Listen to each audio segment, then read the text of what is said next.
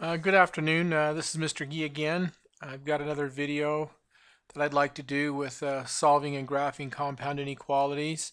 We've been working with single inequalities for the last couple of weeks, and then last week we introduced the idea of compound inequalities. And the reason why we call them compound inequalities is simply because of the fact that we are dealing with two inequalities in one statement. You can see that we have the centerpiece right here that has the variable expression, and then on the two ends we have the two constants right here. So these are the type of problems that we're doing. And what's interesting about these type of problems is they're basically two problems in one. You have a left-hand side right here up to the end of the variable expression, and then you also have a right-hand side which starts there and goes to the right-hand side of the inequality. So we have to break this problem into a left-hand and a right-hand side. So we're going to go ahead and start with the left-hand side. So we have 88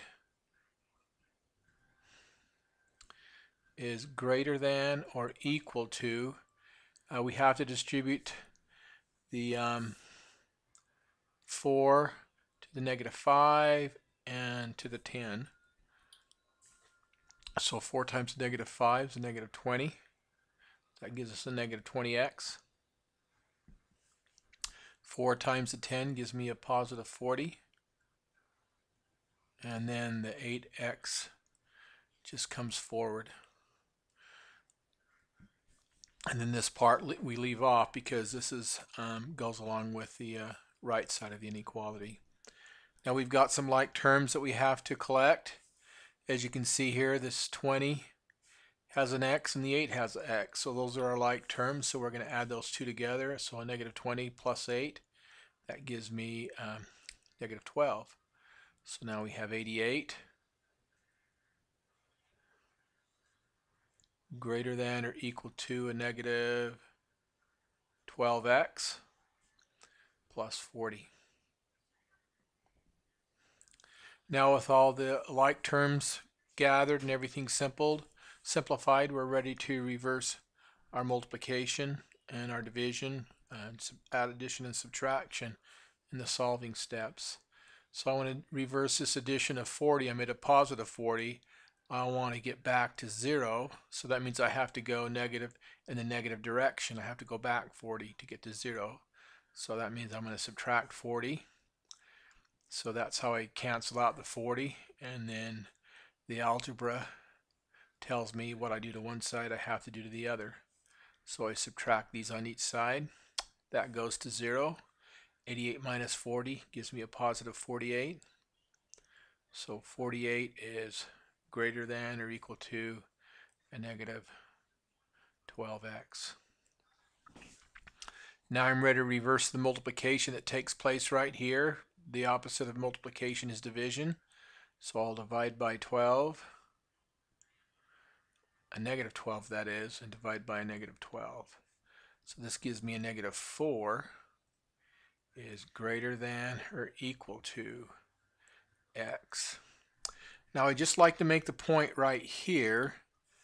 You can see that I divided by a -12, and anytime I divide by a negative number when I'm doing inequalities means I have to switch the direction of the inequality sign. So I have to take that said it was greater than, and I have to change it to less than. Now let me go through this little idea with you why this is so. We know that on the number line that 2 is greater than 1. And the reason why we know that is if we look at the number line,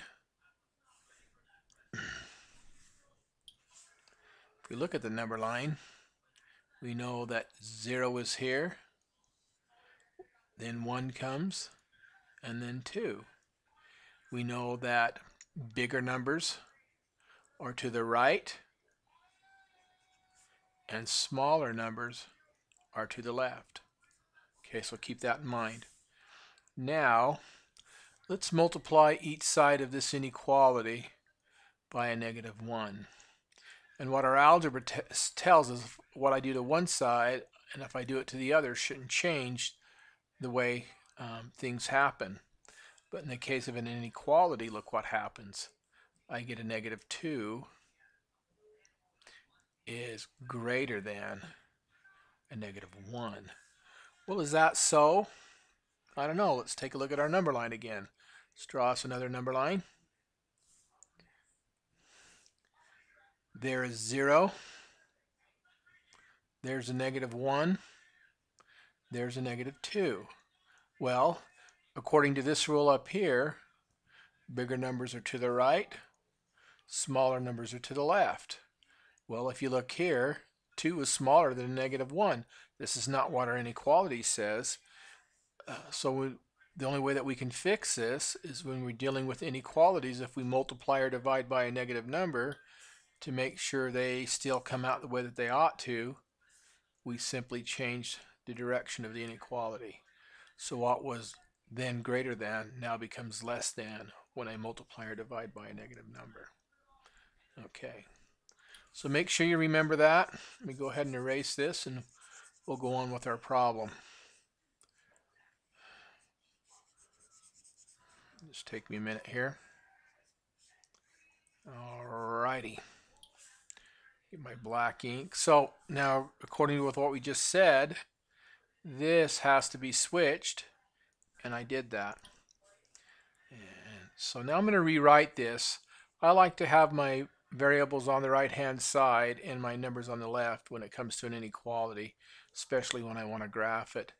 So I'm going to rewrite this as x is greater than or equal to a -4. And that's the same statement as a -4 is less than or equal to x. You see how the smaller symbol is pointing towards the -4. It's doing it in both cases. Okay, now let's move on here. We bring this up. Now I'm going to do the other side of the inequality, the right hand side. And if you look at the algebra that I've done here, all this algebra through here, that simplification ends right here, and then I start the solution part of my problem. Well, all this stuff here I don't need to repeat. I've done my algebra right. So to do the right hand side, which is this piece right here, I'm going to start with this step. Okay, so I begin with a -12x plus 40 is greater than a -44. Algebra is still the same. I want to subtract 40 from each side.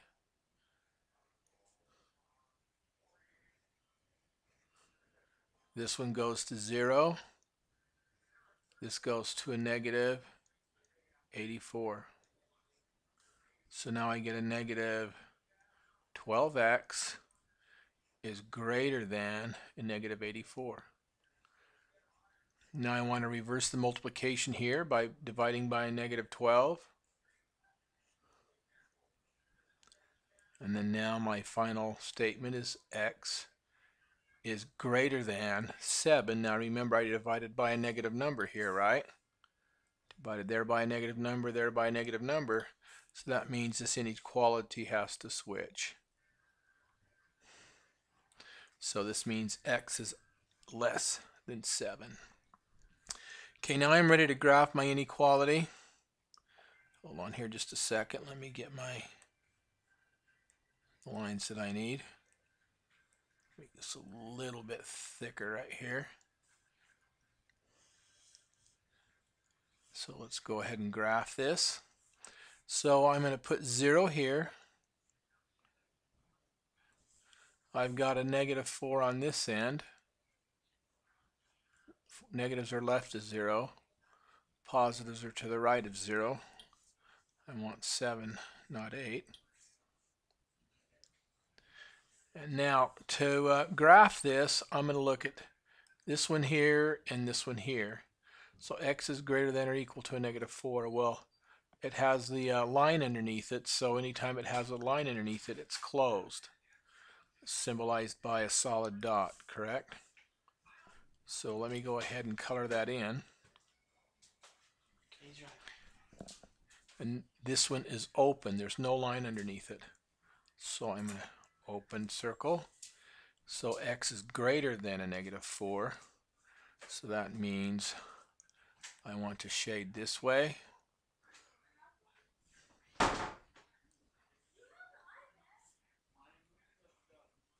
And then with this one, it's x is less than a -4. So I want to shade the other way.